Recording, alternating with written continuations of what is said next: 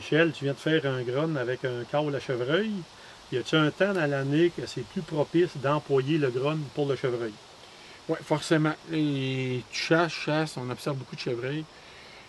Dans les Hautes-Laurentides d'où je viens, on nourrit les chevreuils depuis que je suis au monde, puis on les chasse pas, puis on les observe. Puis le gros des grunts, là, chez les bocs, ça recommence, c'est rarement à l'ouverture. On parle la dernière fin de semaine d'octobre, première fin de semaine de novembre, c'est pas commun d'entendre ça. C'est trop de bonheur. C'est trop de bonheur. Puis là, le gars qui est dans sa cache, il en fait, puis là, il brûle un peu son spot parce qu'il fait de quoi? Un peu comme si on collait l'orignal, des cales de boc, puis des femelles orignales un peu intenses. Ça marche pas. C'est quasiment la même affaire, parce que tu calcules le délai entre l'ouverture de la chasse puis le pic du rut. Il faut vraiment faire attention. C'est vraiment des bonnes vocalises. Il faut les faire au bon moment. Fait que, on pense souvent des glandes tarsiennes. C'est quoi qui détermine le rut? Qu'est-ce qui est plus payant que voir son enveloppe corporelle qui se modifie? Glandes tarsiennes toutes foncées, qui sentent, ça parle. Mais on parle tout le temps alentour du 10 novembre. À partir du 8, 9, 10 novembre, ça commence à être efficace de faire ça. Et les dates qui suivent, c'est très efficace. Aller au 25 avant. Oh, jusqu'au 25, c'est très efficace. L'idée, là, c'est de pas de faire des longs cales. Des fois, le gars, il achète ça, puis pas parce que tu l'achètes que tu sais comment maîtriser ça. L'idée, c'est de faire comme au début, comme on vient de faire, 2-3 petits cales à intervalle de 4-5 minutes. Et non un long. Tu sais, un chevreuil, ça fait pas un long bêlement. Un box, c'est tout le temps des petits cales. Tes entends, ils ont tête à terre. Fait que t'es mieux d'en faire 3-4 cours, puis répéter ça à peu près aux 4-5 minutes durant le pic du rut. Tu peux le faire à partir d'une cache, mais tu peux faire des parcours de chasse fine. Tu peux faire des belles montagnes de bois franc, aller dans le bord du sale, de temps en temps sur le bord des champs le soir.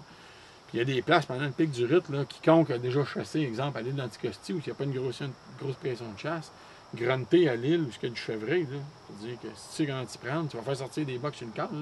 C'est intéressant parce qu'ils sortent, c'est dynamique. Là. Ils s'en viennent pas pour manger un tas de maïs, là. Ils s'en viennent en fonction du cal que tu as fait.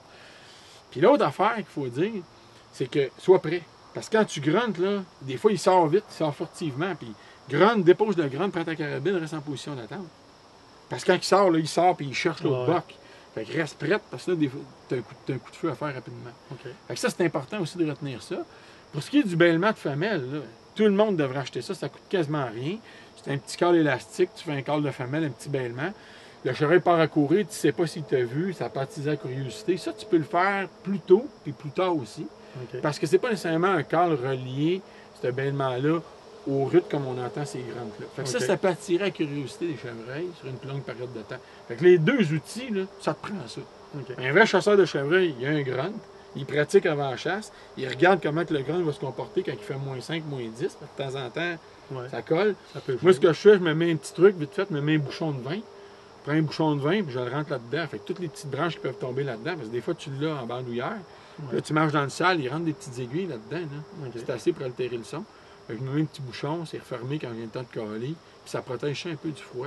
Je le garde dans mon manteau.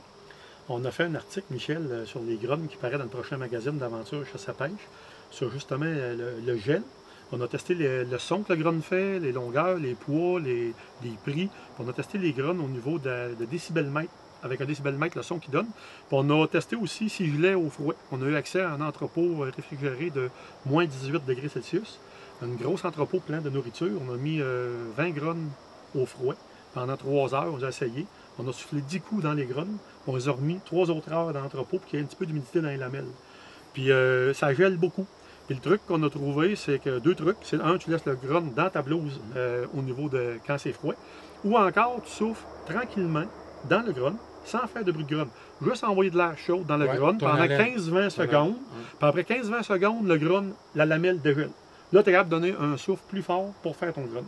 C'est peut-être un petit truc que les gens peuvent retenir. Puis, aller acheter le magazine d'aventure chasse à pêche, celui qui va être en kiosque, là, octobre, novembre, décembre. Il y a un article de 7-8 pages sur 20 grognes qu'on a testé. Super intéressant. En fait, je dirais que c'est pas un petit truc, c'est un gros truc. C'est un gros truc. Parce que si le câble, il sort pas bien, parce que c'est gelé, je veux dire, juste ton haleine, ça réchauffe tes mains, tes gants à l'intérieur de toi. Le bouchon aussi, le bouchon c'est bon. C'est très bon aussi, puis ça le protège aussi des brindilles. Fait que, tu vois, c'est un... On peut pas dire... Souvent, le chasseur va dire, c'est-tu bon ou c'est pas bon? L'idée, c'est pas de dire c'est pas bon ou c'est bon, c'est de dire comment tu l'utilises, quand tu l'utilises, puis comment tu protèges ton outil. Exactement. Moi, si je pars chasser le chevreuil et j'ai pas ça dans mon sac, je me retourne au pick-up. Ceux qui veulent avoir plus d'informations sur les grognes, achetez le magazine d'aventure chasse à pêche hiver 2016. Il y a réellement une bonne information sur 20 grums différents dans le magasin. Merci, Michel. Merci.